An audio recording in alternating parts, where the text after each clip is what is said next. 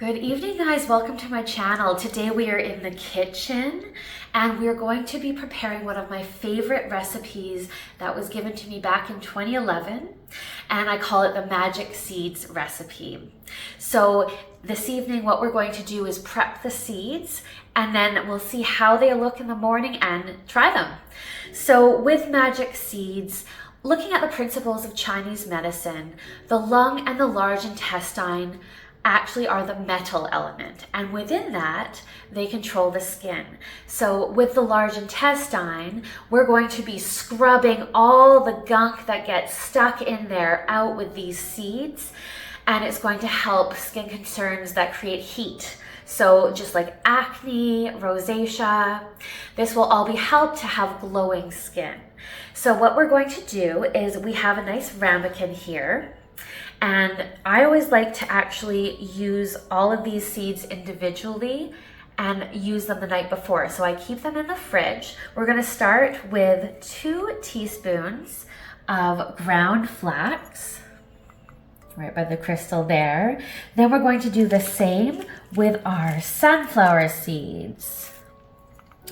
And then for sesame seeds, I like to do a blend of both black and white sesame seeds. The black we call hedzima in Chinese herbology, and this actually helps healthy aging. It works with the kidney essence to allow for more focus, concentration, strong bones, strong mind. And then finally, we're going to use one of my favorites for chia pudding, chia seeds. And we're gonna mix all of these guys around.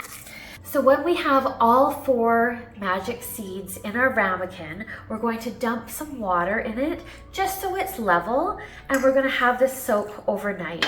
So you can see here that as I'm stirring this, the seeds are actually already getting thicker, and after a few minutes it'll become even more thick.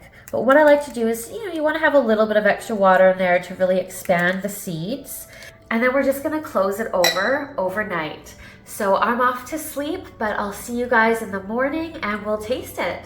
Good morning. All right, well, we've let the seeds soak overnight. And so now you can see that they're actually quite gelatinous. And so what we're going to do is we're gonna come in and add some honey. Thanks to East Van Bees for this lovely honey that I'm using. Just gonna put a little bit, drape that over, perfect. And then we're also going to add a little bit of milk. So you can use coconut milk, oat milk, almond, or regular. And again, we're not gonna put too much. So I generally like to just fill the line a little bit so you can still see the honey and seeds. And with this, you can either then take it to work, let's say, and have it as a mid-morning snack, but I'm gonna eat it right away before I head to the clinic. Yeah, so we're just going to place everything in there for 30 seconds. All right, so this should be ready. All right, so we're just gonna stir everything around.